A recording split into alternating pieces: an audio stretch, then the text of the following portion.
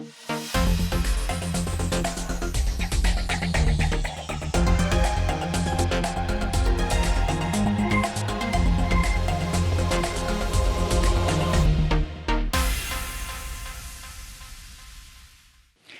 بر رئیس شورای علمای تاجیکستان سید مکرم عبدالقادرزاده در پیش چشم مردم و در داخل مسجد اوباشی بود یا نقار یا ضربه از پیش سازمان داده شده. در همین حمله که روز 11 سپتامبر صورت گرفت سید مکرم عبدالقادرزاده زخمی شد. وزارت کارهای داخلی تاجیکستان این حمله را اوباشی نامید و گفت یک جوان برای این کار این عمل دستگیر شده است. از روز تا حالا درباره این حادثه چیزی نگفتند و از این رو حدس و گمان درباره سبب‌های حمله در شبکه‌های اجتماعی خیلی زیاد است. صحبت امروز در گپی آزاد در همین باره است و مهمانان ما عزت الله ددبایف مفتش سابق ریاست مبارزه با جنایت‌های سازمان یافته شهر دوشنبه و امرالله نظام فعال مدنی و از مخالفان حکومت تاجیکستان. سلام مهمانان گرامی و درود به شما بینندگان ارجمند. نخست از شما عزت الله ددبایف که در اداره مبارزه با جنایت‌های سازمان یافته کار کرده تجربه دارید، می‌خواستم پرسم که آیا حمله با کارد به مفتی جمهوری در پیش چشم مردم در داخل مسجدی پر از آدم میتواند اوباشی باشد؟ اولا السلام علیکم کارمندان رادیو آزادی، بینندگان رادیو آزادی، مخلصان. پیش از همه وقتی که جنایت صادر میشد، وقت زمان جنایت صادر شدن، جای محیطی صادر شوی جنایت در نظر گرفته شود. از سببی که جنایت در مسجدی که همون نماز جمعه بود و همونجا صادر شد، بسیار مردم اهالی در آنجا نمازگزارا بود.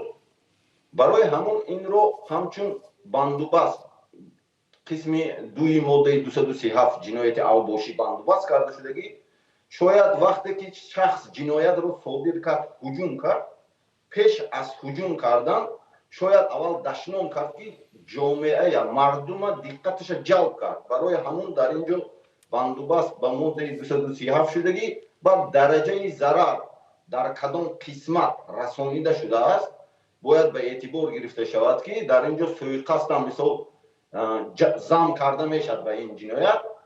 بعد بازی با احساسات دینی مردم، یعنی که در مسجد در جامعه در بین مسجد صادر شد همین حادثه، اکثر 99% مردم تاجیک دیندار دین اسلام پیرو دین اسلام هستند و احساسات دینی آنها که یعنی بازی کردن که ضرر رسانیدن هم روحان هم معنوی شتابی قهر و غضب هم مردم دیندار را بیارن. و امرالله نظام نظر شما به همین سوال چی است؟ آیا واقعا این یک عمل اوباشی بود؟ سلام به شما کارمندان رادیو آزادی، اکای میرزانبی و دیگر همکارانتان و سلام به این همصحبتمان اکای ددبایف، عزت الله ددبایف و بینندگان گرامی. من فکر میکنم که پیش از این شاید این فرضیه هایی که همصحبت ما این جناب ددبایف مطرح کردن شاید هم جای داشته باشند، اما با توجه به آن که از روزی که جناب سید مکرم عبدالقادرزاده همچون رئیس مرکز اسلامی و یا اینکه رئیس شورای مرکز اسلامی در تاجیکستان تعیین شد، این تعیینات یک نوع تعیینات مفت به منصب مفتی رسیدن بود. چون وقت مفتی پیشینه و یا اینکه سابق رئیس شورای علمای مرکز اسلامی از دنیا گذشتند، کاندیدات ها و یا اینکه نامزدها خیلی زیاد بودند. از جمله اشانی سید جان بودند، حاجی میرزا بودند و دیگران. اما یک باره از داخل حکومت سید مکرم عبدالقادرزاده رو به اینجا تله داده آوردن و یا اینکه کشانده آوردن، این هم کار خود حکومت بود و از روزهای اول در کنار جناب عبدالقادرزاده دست کم 2 نفر از کارمندان مقامات همچون محافظ به صورت غیر رسمی حضور داشتند. یکی اشان هم دستیارشون و دیگری هم راننده ایشان بود. من یاد دارم روزهای اولی که جناب عبدالقادر زاده به این مسند تعیین شدند، ما همراه یکی از کارمندان از رادیو امروز، از گازت امروز وقتی برای مصاحبه رفتیم، تمام بدن ما را تلاشی کردند. بعد اجازه دادن که رفته با ایشان صحبت کنیم و این تا امروز بود. جناب عبدالقادر زاده آدمی خود حکومت در بدن حکومت کار میکرد، پیش از این در دستگاه ریاست جمهوری و سپس در کمیته دین و از کمیته دین و یا اینکه از یکی از نهادهای وابسته به حکومت این را کشانده آوردن به گفته به مرکز شورای مرکز اسلامی و یا اینکه صدارت شورای علمای مرکز اسلامی تاجیکستان. از اینجا من فکر میکنم که پیش از آن که این یک عملی اوباشی باشد، یک عملی طرحریزی شده از جانب خود مقامات است، نه اینکه کسی دیگر.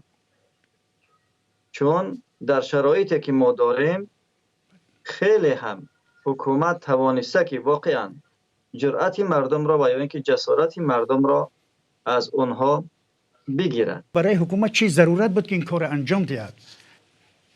من فکر میکنم که در وقتهای آخر جناب عبدالقادر زاده، چون که بعد از آن که برادرشان و یا اینکه برادرزاده اشان در دستگاه ریاست جمهوری تعیین شدن، یعنی چند روز پیش یکی از نزدیکان عبدالقادر زاده همچون سردار بخش کمیته تنظیم و عنعنه در دستگاه پرزیدنت تاجیکستان انتخاب شدند. این هم میتواند که یکی از عامل ها باشد که برادرزاده خودشان به احتمال زیاد خواستند که یک نوع بعد از این همه خاموشی هایی که در واقع در چند وقت اخیر مطرح نبودند، جناب عبدالقادر زاده در رسانه ها چندان مطرح نبودند، یعنی مطرح به این معنا که در سرخط اخبار حضور نداشتند. به خاطر اینکه کشاندن اسم برادرشان در سرخط رسانه ها و باز یک بار دیگر توجه مردم را به این قضیه جلب کردن، میتواند که حداقل کاری خودی برادرشان باشد و یا اینکه همون نزدیک پیوندانشون که تازه در دستگاه ریاست جمهوری انتخاب شدند. چرا مقامات انتظامی تاجیکستان جزئیات پرونده به قول آنها اوباشی که پرونده ساده است نمیگویند، پنهان می‌دارند؟ چرا این چه معنی دارد؟ یک چند نمود فرضیه نو اساسش گیریم، اگر اساس مناقشه داخلی میانه دایره های دینی گفتم یکم، دوم بازی با احساس دینی، یک بعد فکر مردم دیگه طرف سناریو و صحنه کارکرد رژیم برای سخت‌تر کردن، یعنی که امام اساسی رو لطکوب کردن یا زدن، ترس دادن، دیگر همون امام خطیبا در حالت ترس قرار میگیرن. تشکر. جناب امرالله نظام، شما به همین سوال چی نظر دارید؟ یعنی چرا مقامات انتظامی تاجیکستان جزئیات پرونده به قول آنها اوباشی که پرونده ساده است نمیگویند، پنهان می‌دارند؟ چرا اینجا چی انگیزه جای دارد؟ مرحمت. فکر میکنم پیش از همه نمیخواهند که همون عامل حمله که یکی از افراد نزدیک به خودشون هست، خواه گماشته رسمی، خواه گماشته و یا اینکه یکی از کارمندان خود مقامات هست، نمیخواهم فاش کنم. چون من از تجربه خودم میگویم، من سال 2011 وقتی کمیته دین برای مصاحبه گرفتم با سابق رئیس کمیته دین رفته بودم، پشتی در انتظاری من را متهم کردن که گویا زمین آنقدر سخت کوفتم که تمام همسایه ها را ناراحت کرده و همه ترتیبات جمعیتی را ویران کردم و با همین من را همچون اوباش رسما از جانب سود معرفی کردند که این یک اوباش، یک ژورنالیست اوباش به خاطر خللدار کردن ترتیبات جمعیتی و کمیته دین حاضر شده فلان و فلان و فلان. حالا وقتی در داخل مسجد و شخصی رئیس مرکز اسلامی تاجیکستان حمله می شود و آن حملگر هم به قوله میگوید که گوشت میبرم و اون را آشکار نمیکنن، طبیعی است که این عمل طرحریزی شده خود مقامات تاجیکستان می باشد. و همین حالا یک سوال دیگر، به نظر شما حمله یک جوان در بین مردم، همونی که شما اشاره کردین، به یک روحانی بلند مرتبه در تاجیکستان مثل حمله یک مرگ طلب یا فردی از جان بیزار و یا افراطی نیست؟ این در وابسته به این مسئله چه میگوید شما؟ ما اگر هم مرد و یا اینکه فرد مرگ طلب در اونجا حضور می داشت، هیچ وقت پیش از آن که توجه مردم را به خودش جلب کند و خطاب به رئیس مرکز اسلامی بگوید که من گوشت را میبرم و یا اینکه فلان میکنم و یا اینکه حمله کند، در حال وارد عمل میشد و طرف مقابل را از پا میافتاد. اما این یک ضربه خیلی هم پیش از آن که ضربه جسمانی باشد، یک ضربه روانی به جناب عبدالقادر زاده وارد کردن. این خود ترس دادن خود رئیس مرکز اسلامی تاجیکستان از جانب مقامات قدرتی تاجیکستان می باشد. چون فکر میکنم که در کدام یک موضوع گپ آنها با هم نپخته است. همان طوری که ایشان نوردین جان با یک صحبت کوتاهی که با همین جناب بود و بعدتر مقامات وارد شدن مسجد تورا جانزاده ها را بستند، در حال همه طرف را متهم کردند و گفتند که این شیعه است، این دیگر و این دیگر این دیگر. اما حالا وقتی حمله می شود، حمله فیزیکی می شود، و گفتیم مقامات قدرتی مقامات انتظامی تاجیکستان وقتی حمله فیزیکی به یا اینکه علیه رئیس مرکز اسلامی تاجیکستان انجام میدهند و با گذشت 20 روز طرف را آشکار نمیکنند، این طبیعی است که دست خود مقامات است، نه کسی دیگر. و اگر هم کسی کدوم دلیل میگوید که این دست خود مقامات است؟ دلیل چی است؟ مگر برای مقامات یک نفر میان رفت کردن ضرور بود برای بازداشت یا که از وظیفه بیرون کردن مفتی جمهوری؟ من فکر نمیکنم که در حال حاضر مقامات به این نتیجه رسیده باشند که بخواهند رئیس مرکز اسلامی تاجیکستان را از وظیفه بیرون اندازند و یا اینکه از وظیفه برکنار کنند. تنها این همچون یک پیام و یک هشدار به خاطر اون بود که از دایره که مقامات برای آنها ترسیم کرده اند نباید پا خارج بگذارند. تشکر. و جناب دادابایف، در آنجا پیش از همه کامراهای نظارتی هست، در مسجد شده است و حرکت شخص رو پیش از صادر کردن جنایت باید در نظر گیرید. چگونه نزدیک شد، چگونه حمله کرد، از همون حرکت های او بها داده می شود که آیا آن چگونه مقصد داشت. برای همین وقتی که ثبت و دیگر فکت ها رو چی به روزنامه‌نگاران چی به همه پیشنهاد نمی کند مقامات حفظی حقوق، این شبهه ها رو در چی بین روزنامه‌نگاران، چی در بین جامعه شهروندی، چی در بین فعالان، چی در بین دینداران میبرد. نه اساس اگر شخصی که گویم که مقصدی حمله داشت یا یگان گروه های بین المللی تروریستی و اعضا باشد و همین کردار را صادر نموده باشد، و از روی فکر من که همین در همین بخشا فعالیت کردم این گونه عمل نمیکرد. بس چگونه مثلا عمل میکرد؟ چگونه؟ وقتی که انسان مقصدی که با گروه های بین المللی تروریستی هست، اعضا هست، شامل هست و او باید و او تاکتیک های هجوم رو می‌آموزاند و وی میداند که در نبالکی در دنیا اگر گیریم این یکم حادثه نیست که اگر یگان حرکت تروریستی اگر همه عمل رو صادر کنند و حتما خود رو میترکونند یا در مسجد کلیساها روح دادگی این حادثه. نو این خیلی نیست که رفته هجومی تنبتن گذراند. این اوجه همینجاش چی بگم نمیچسبدیم. زمانی که شما در همین ساحه کار میکردید و همین گونه حادثه‌ای به این مانند رخ میداد و به شما آشکار نمیکردید، چی معنا داشت؟ برای چی آشکار کردن نمیشد؟ سبب آشکار نکردن با خواهش خودی جبردیده هم همین صورت میگیرد. اگر جبردیده داند که در همین نیزا یگان آدمی نزدیک یا برای آبروی منبعده او لطمه میزند و با خواهش خود در رفت تفتیشات پیشنهاد هم میکند که همین را به جامعه شرح ندهند.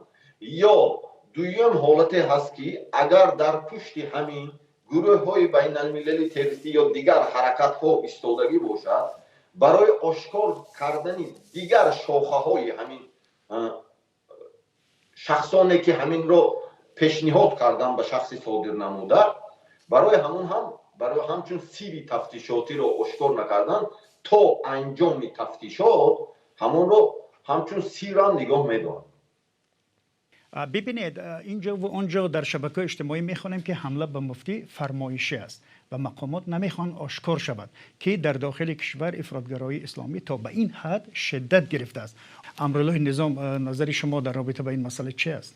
من تا جایی که معلومات دارم، یعنی چون چند سال شد در داخل تاجیکستان نیستم، تا جایی که معلومات دارم این افراطگرایی دینی که حکومت تبلیغ میکند یک نوع به خاطر مبلغ ستانیدن از دیگر کشورها و سازمانهای جهانی است، نه اینکه در واقع در داخل تاجیکستان ما اینقدر افراطگرایی دینی شکل گرفته باشد و تا این حد فعالیت های آنها پیش رفته باشد که بتوانند آزادانه در بین جامعه و در مرکز پایتخت در داخل مسجد به مفتی و یا اینکه رئیس مرکز اسلامی تاجیکستان حمله ور شوند. این را من بعید میدانم.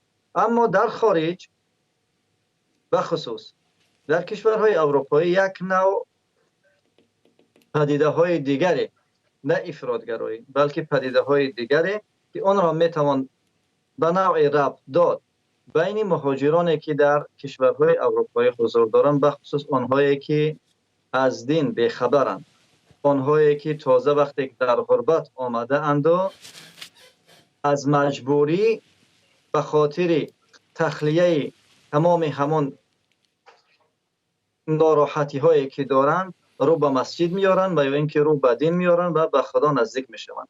در همین شرایط آنها در خیلی وقت متاسفانه گرفتاری یک گروه های علاهیده و یا اینکه گروه های افراطی میشوند. این هم آمارهای رسمی هم نشان میدهند که اکثر کسانی که در گروه های افراطی از تاجیکستان پیوسته اند مهاجر بودند. تشکر. جناب دادابای، شما این حرفای امرالله را تصدیق میکنید؟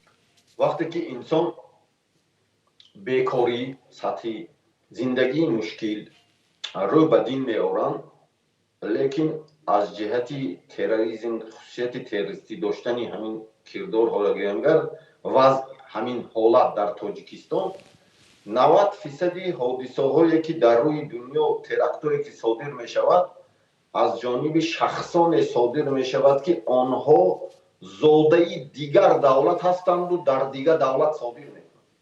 انا همینجا باید عوض نکرد. اکثریتش در 10%ش در منطقه خودی همون شخص تولد شد به وایه رسید در همون جا صادر می کنند. برای همون وضعی رادیکالی دینی در تاجیکستان گیریم، اگر تاجیکستان بسیارتر که من کار کرده هستم، اکثر مردم طرزی دینی دنیوی رو میپندارد، یعنی که نه بلکه سخت دینداری رو در حالت میانه هم دین رو اعتراف میکند، هم جامعه تمدنی پیشرفته رو. برای آنکه خصلت مردمی منتالیتی مردمی تاجیک چنین است. ببینید مخالفان سید مکرم عبدالقادر زاده و شورای علمای تاجیکستان را برای سکوت در برابر مشکل دینداران از جمله تشکیل مسجدها و لباس مذهبی و گذاشتن ریش و از منبرها دور کردن روحانیان شناخته تنقید کرده. بعضی از گروه‌های افراطگرا با واسطه اینترنت به او تهدید نمودند. جوانی که حمله کرد آیا میتواند از زمره چنین افراد باشد؟ امرالله نظام، شما چه نظر دارید؟ شرایطی که در حال حاضر در تاجیکستان حکم فرماست نسبت به شرایط سالهای 2014-2015 که اوج سرکوب دینگرایی در تاجیکستان دانسته می شود هست. به همین خاطر اگر هم کسی جرأت میکرد که شورای اسلامی و یا اینکه شورای علمای مرکز اسلامی را زیر باری به خاطر ساکت بودن و خاموش بودنشان در مسائل دینی و خصوص مسائل ریشه روشونه که ده ها هزار مردم را میقپیدن، ریشاشون میتراشیدن و یا اینکه سطرکنان و یا اینکه دیگر برنامه هایی که داشتن علیه هم زنان و هم مردم، در اون زمان شرایط خیلی هم آسانتر و امکانات فراهمتر بود برای حمله کردن بالای خودی رئیس مرکز اسلامی و دیگر همصفانشان. اما در شرایط حاضر آنقدر نه حکومت فشار را به اندازه سال 2013 2014 2015 بالای دینداران زیاد کرده است و نه جرأت و جسارت مردم هم در داخل مثل اون سال هاست. به همین خاطر این را من بعید میدانم که به خاطر سرکوب و یا اینکه فشار آوردن بالای دینداران و خاموش ایستادن رئیس مرکز اسلامی تاجیکستان و یا اینکه در مجموع شورای علمای مرکز اسلامی تاجیکستان بالای یکی از آنها حمله صورت گرفته باشد. اون طرزی که امرالله گفتن شما با این حرف راضی هستید؟ من به این حرفا قسما راضی هستم، قسما نو ولی فکت و دلیل رو میارم که این یک سناریه که برای سخت‌تر کردن رژیم و معین کردن همه حادثه میسازن و معین میکنی همون به طریق همین رسانه ها سر میتی آدمایی که همون ریشاشون تراشتگی قهر دهن غضب دهن همونو کامنت مینویسن معین میکنی این خیلی آدمایا. بعدا بازی با احساسات دیندار و کسی که سخت دین داده شده رادیکالی شده است و اوید همین عبدالقادر سید مکرم عبدالقادر زاده آدم خوب بود، بعد بود فکرش می نویسد با معین میکنی، بعد مناقشه داخل میان دایره های دینی یعنی که و جاش به دیگه آدمی که شاید کاندیدات تیار کردن که باید بذارن. من هم خیلی میفهمم. ببینید سید مکرم عبدالقادر زاده 14 سال آخر رئیس شورای علمای مرکز اسلامی یگانه نهاد صادرکننده فتوا در تاجیکستان است. وی در طول کارش بارها از منبر مسجد علیه گروه‌های افراطی سخن کرد و به حمایت از حکومت امام علی رحمان دعوت کرده بود. میتوان گفت که گروه‌های افراطی خواستند قصد جان او کنند. جناب امرالله شما چه میگویید؟ من به این نظرم که اگر گروه‌های افراطی میخواستند و یا اینکه بخواهند که بالای رئیس مرکز شورای اسلامی حمله کنند، آنها خیلی هم راه‌ها و امکانات زیادی دارند که بدون سر و صدا جناب سید مکرم را از زندگی محروم کنند. چون جناب سید مکرم طور گفته می شود در رسانه ها حالا خیلی هم در جاها و یا اینکه توی معرکه ها می رود، میتونن که با یک پیاله آب و یا اینکه راه های دیگر اون را از میان ببرند. ایشان سید مکرم و یا اینکه جناب سید مکرم عبدالقادر زاده یکی از چهره های مطرح است در تاجیکستان، با وجود آنکه همچون رئیس مرکز اسلامی هست و یک شخصی جمعیتی و یا اینکه یک شخصی جامعه می باشد، توی می رود، معرکه می رود، از ده ها راه می توانند که بالای اون ضرر خودشان را برسانند، نه اینکه در مسجد در بین مردم آمده با یک هیاهو اون را بترسانند. این فکری که میگویند که اگر درست است که جناب سید مکرم عبدالقادر زاده بارها به طرفداری از حکومت تاجیکستان موضع گرفته است و حالا هم در همان موضع پایدار هست و علیه دیگر گروه ها، چه گروه های سیاسی باشد و یا اینکه چه گروه های سلاح به دست و یا اینکه چه گروه های افراطی موضع میگیرد و این موضع گیری هاش هم تا جای همه درک میکنند. از یک طرف مسئولیت و از یک طرف دینداری و وطن دوستی او را به نمایش میگذارد. بیاید به سوال بعدی گذاریم. آیا سر و صدا در شبکه‌های اجتماعی و دعوت به پاسخ به اصطلاح دندان شکن به تعرض به سطر و حجاب و طوری میگویند خواهران نیز اینجا نقشه داشته باشد؟ از دور نشسته ده ها نفر مردم را به پاسخ دادن دعوت میکنند. این چه تأثیری داشته میتواند؟ جناب دادبایف، نظر شما چی است؟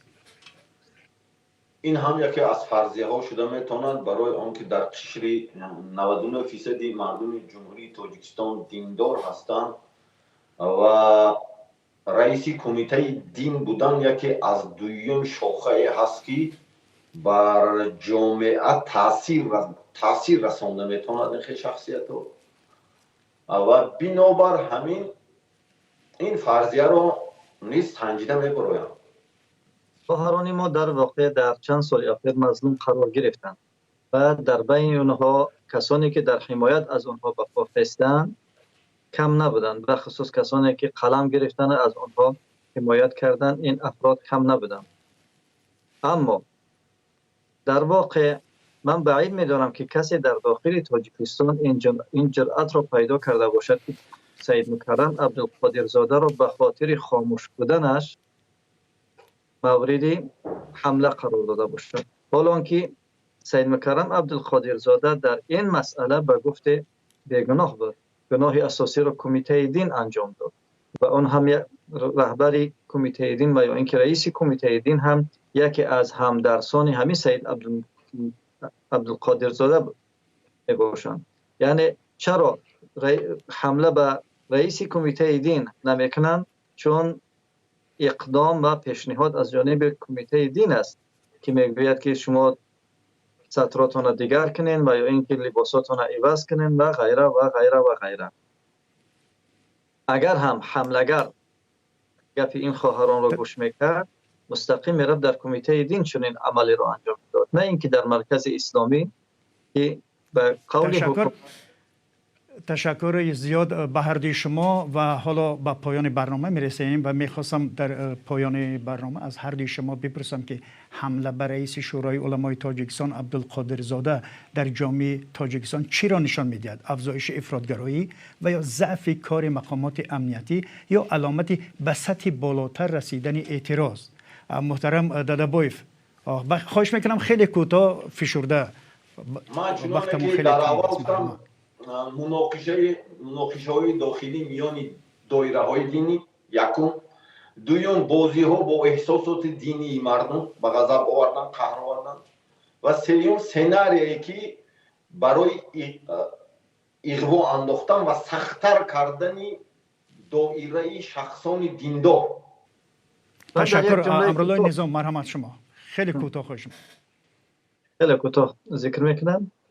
حمله به جناب عبدالقادر زاده کاری ساخته و طرح از پیش و اقدامی از پیش طرح شده خود مقامات قدرتی و یا اینکه انتظامی تاجیکستان می‌باشد و در این کار نه گروه‌های افراطی و نه دیگر شخصان و نزدیکان پیوندان جناب عبدالقادر زاده فکر میکنم که دست نداشتند. تشکر. و در همینجا به پایان برنامه رسیدیم. مهمانان ما عزت الله دادبایف، کارمند سابق ریاست مبارزه با جنایت‌های سازمان یافته دوشنبه، رئیس حرکت مردمی دموکراتی تاجیکستان و امرالله نظام، فعال مدنی و از مخالفان دولت در تاجیکستان. سپاس از هر دوی شما و از بینندگان گرامی که تا پایان برنامه ما را همراهی کردند. تا دیدار در برنامه‌های دیگر و من میرزا نبی خالقزاد بودم، برنامه را پیش میبرم. خدا نگهدار شما.